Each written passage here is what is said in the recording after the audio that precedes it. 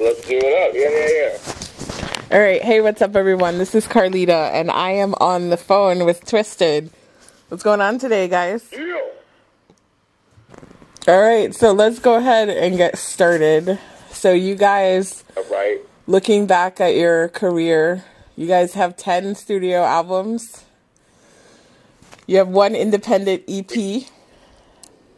I was going to say we do. I was going to say we did. We did? Right. Holy shit. All right. So wait. Go ahead. 10 studio albums, 1 independent. What was it? 1 independent EP. You guys have been working together for 16 years. Yes. Yeah, it's a long time. It is. I mean, right? Right? I mean, fucking right? Is that a question or is that a statement? That was a statement. I didn't finish my question. Yeah,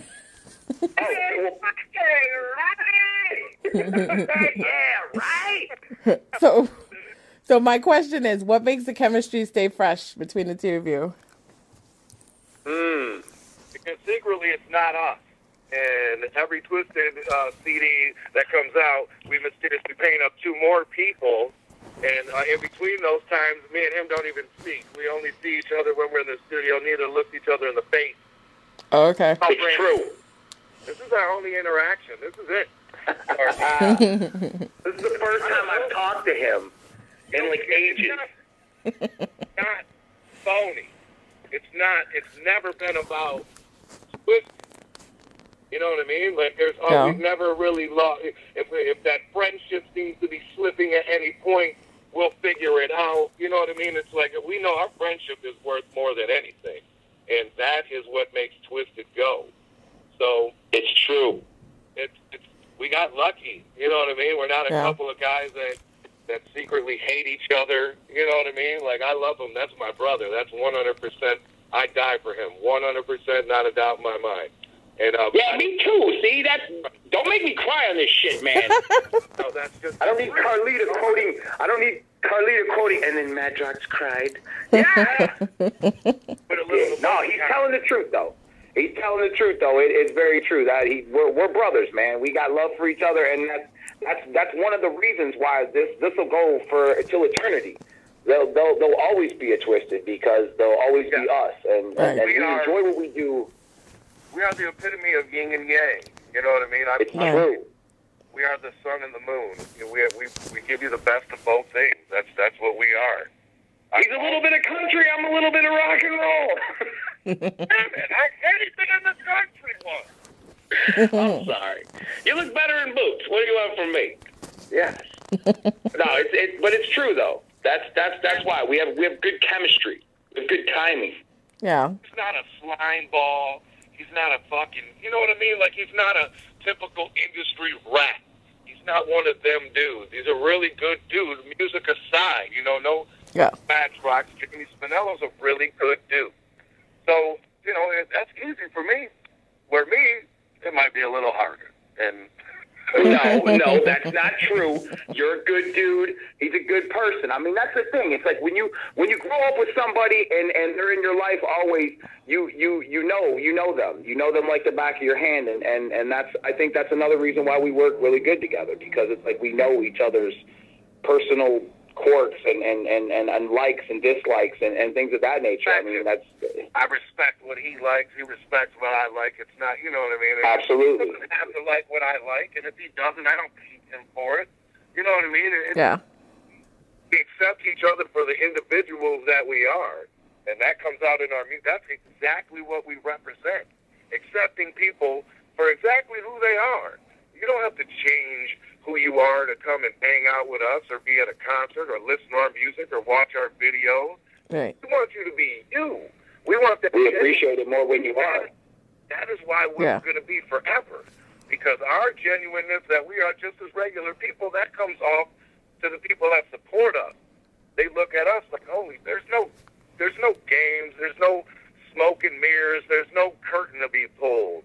Right. All real stuff. We are extreme. We can't lie. We're terrible liars. So everything is pretty much the truth, and they accept us for that. And that's all we expect from them is be yourself, man. And we got to be the voice to give you the power and the confidence you need to be you, then hell yeah, do that. Use us for that. That's what we're here for. That is, and run through businesses and burn the city down. That's not what we're about. Right. We are. It's a new day. That's not what we're about. Going around shitting on venue floors, that shit. Hey, that's for other motherfuckers. Oh God. It's like, who wants to go around being a goddamn piece of shit? Fuck that. You would not believe how talented some of these kids are. And if it takes us to bring that talent out, if their fucking mothers and fathers can't find that talent in them, then fuck them. That you lose that opportunity. Now that opportunity is ours. And for them to come inside of that after they shunned it for so long and try to critique it, when we're the fucking reason your son and daughter hasn't fucking blown their brains out. You need to respect that. That's all we ask. You don't have to fucking like it. Respect it. We have a purpose here. That's it. We save lives like a fucking ambulance, like a doctor. We save these kids' lives. That's not bullshit. Fuck Jamie. Fuck Paul. It ain't about that. It's about them. Yeah. And true. We'll never leave. And that's why we're here, because of them. So over the years, in terms of these fans that you've been talking about, what's the oddest fan experience you've ever had? Oh, man. We probably can't say for legal reasons. We can tell you the most candid, it's like, we can't tell you the craziest shit because we'll all go to jail. Yeah, we should. Asking somebody to cut off 2 fingers. There, we can't go to jail for that. There. You want to see? There's always crazy people asking us to sign crazy things and shit like that. You know what I mean? But I guess what we consider, or what you consider crazy, or we consider crazy, could be 2 different ends of the spectrum. You know what I mean? That's true. People do have a different interpretations of people, you might think it's crazy that some dude takes off a prosthetic leg and slams it on a table while he's rubbing his stump and like, sign that. Right. You're like, oh my God. But to that guy, he's like, fuck you. Right, and he's like looking at you like, don't be jealous, bitch, you got 2 of them that work. You know what I mean? So it's like, it takes all kinds, you know what I mean? That's good shit. Right. It might be crazy to you to sign a girl's vibrator. I don't know. We don't know. You know what I mean? It's crazy only when you lick it first to clean it, then you sign it. That's when it gets crazy. Aside from that, you want to hear what crazy is? You want to hear what crazy is? What? That was tone low. Don't act like that. That was fucking crazy as hell right there. Holy shit. That could be crazy. So, that was fucking Cold Medina. Yes, it was. Yes, it was. The craziest shit we've done was shit that we've done before we were Twiztid. Like, we come from the jungle. You gotta understand, we're lucky. We made it out of the jungle. We were on the route, and just like anybody else in the motherfucking jungle, we were there. We were at our drug dealing, gun carrying, don't give a fuck about shit phase. That's where we were. So music saved our lives as well. We know how to reciprocate that. We owe people that. Music saved our fucking lives. Because we'd either be in prison or dead. No bullshit. Because you don't make it out of the jungle past 30, 35 years old. You know what I mean? Not worth talking about, at least. Out of the trap house. So you guys both... We tend to forget that because we've been in the game for a minute. Right. Where we from and how we came up, and it wasn't they just lived there. But we lived there for 25 fucking years. Like, we were the jungle. We were the animals in that motherfucker. So we thank God for this shit. We thank somebody for this shit. And you guys were both born and raised in Detroit? Yep. Down the grass. He lived on a street called Tacoma, which is 2 blocks away from where I live, on a street called Pinewood. We both lived off of Annville, which was a block off of Gratiot.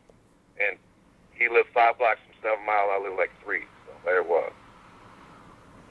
So how has growing up there influenced your sound?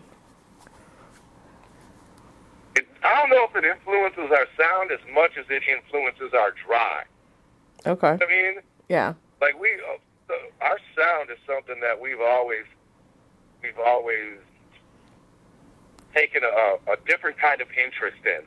Like I'll keep it real with you. There ain't another motherfucker out there that I think sounds anything like us or is doing anything like us. Right. Nothing.